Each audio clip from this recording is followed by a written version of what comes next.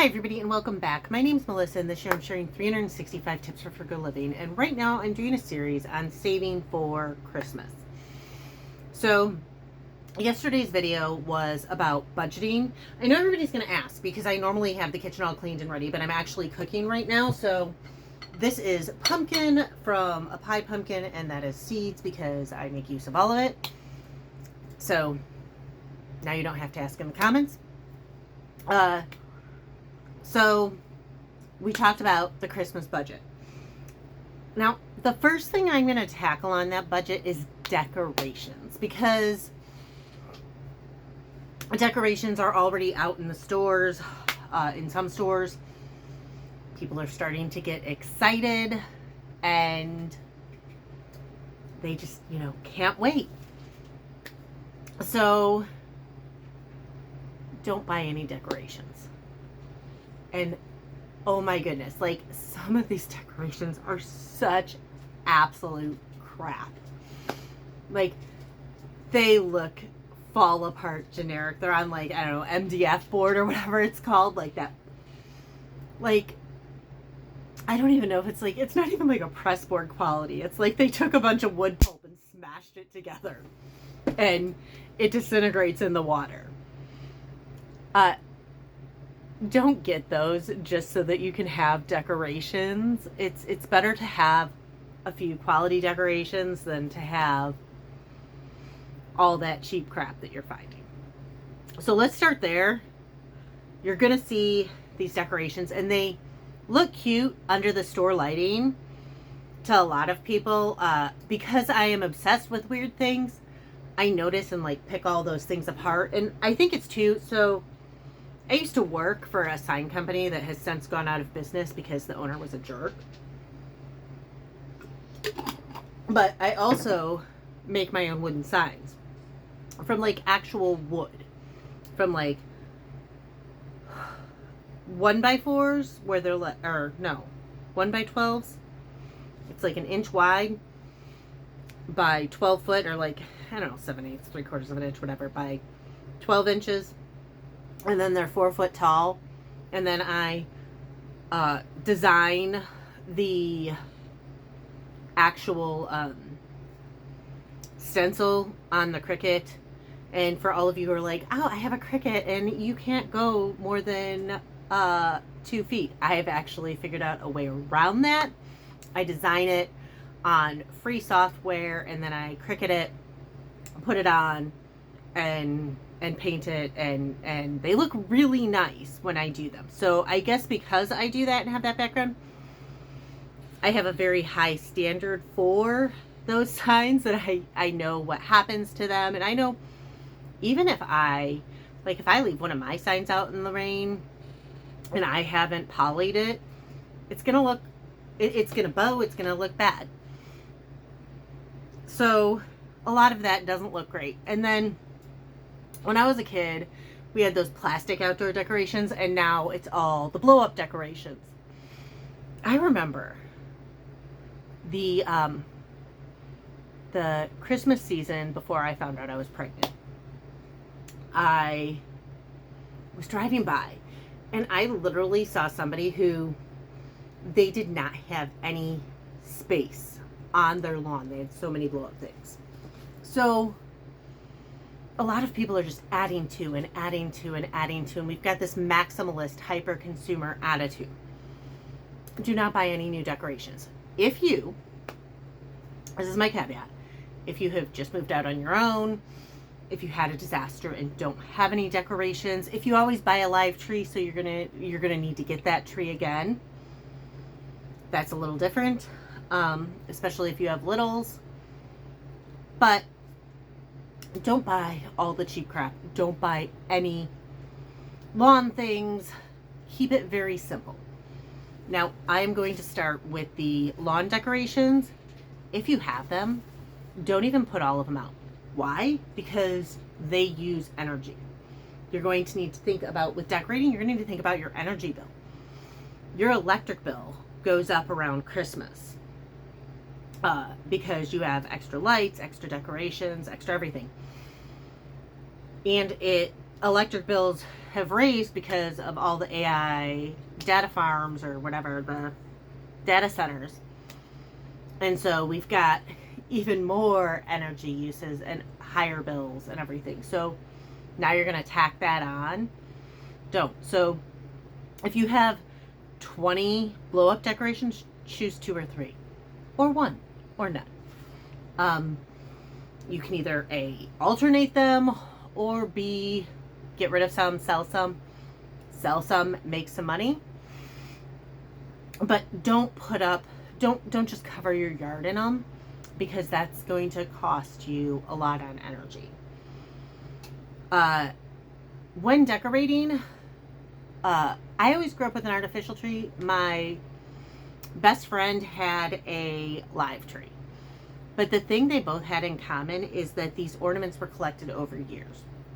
I always kind of thought hers was cool because she had multiple Hallmark ornaments that like did things like the little kid sliding down the banister and stuff, and they were kind of fascinating. But I had some cool ornaments too. I had like you remember the soldier where you'd pull the string and his legs and arms would kick out, and then different crafts ones, and then ones that my mom had gotten from friends and family and bazaars because, you know, we bought them.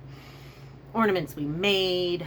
My grandma got us each an ornament the year we were born. So our tree was always decorated with authentic ornaments. So if you want to have ornaments, instead of going out and buying ornaments, you can make them. You could use salt dough. You could, and if you want me to show you how to do the salt dough or the applesauce dough ones, go ahead and comment below and I can do a video on how to make those. I do birdseed ornaments for outside frequently, but you can make salt dough ornaments with kids and decorate your tree. For now, it's something to do, some simple glass ornaments, but I mean, like, a lot of people with trees, they like do their theme every year. So like maybe they have a blue tree that year, or like I said, the one lady I knew did like a white tree with red, and it looked like blood on snow. It was awful. She loved it, but oh my god, it looks so bad. My neurodivergent brain just struggled with it. Don't get new lights. Oh my gosh, lights have gotten so horrible, and like I don't know if it's just how they function now, or if people just haven't figured them out. But when I was a kid, you could have, and I guess my mom said you could have a faster blink. We just always chose a slower twinkle. Sorry, let me grab, I'm making sandwiches for my kid. Okay, so, we always had a slower twinkle, but I guess you could always like kind of do them faster. And it was kind of like the bulb you put in. And I know they have all sorts of ones now with like different programs, but like I'll see people and it'll be like solid for, you know, 10, 20, 30 seconds. And then it'll go to like where the lights kind of go in a row, like they're running or chasing each other, like chasing lights. And then they'll do the quick flashing and then like the blinking. There's like 6 different settings it goes through. And it does all of them. And I personally think it looks so tacky. Like, it's so horrible. So, you know, maybe minimize some of that, because also it's not so good for your brain. Like, that's just way too much sensory input for your eyes and your brain. And I really don't think it's good. And I mean, I'm not a doctor or anything, but I am somebody who's more sensitive to those flashing lights. So I too tend to notice it. And I notice what it does in my body. And I imagine if it does stuff in my body physically that's obvious, it's probably doing stuff in other people's bodies, and it's just not as obvious. Like maybe they don't show outward signs. So minimize the number of lights you have. And I mean, don't get me wrong, I grew up, my mom had a Christmas tree that you could read a book by. And I mean, I can read a book well, not so much anymore because my eyes are not so young, but I used to be able to, like, this is the lighting I prefer for reading. I very much am a point of use lighting. But just don't get new Christmas decorations. If you have just moved out for the first time, if you have none, that's a little bit different. Keep it small, keep it minimal. If you have a lot of lights, blow them up, kind of yard ornaments, anything that's going to cost a lot. Think about your electric bill. Choose one or two instead of doing all of them. Minimize. So essentially, don't buy any new decorations. Minimize the decorations you already have. Think about what you need for what. Some people have like really expensive decorations that they feel like they need to build onto every year. You don't.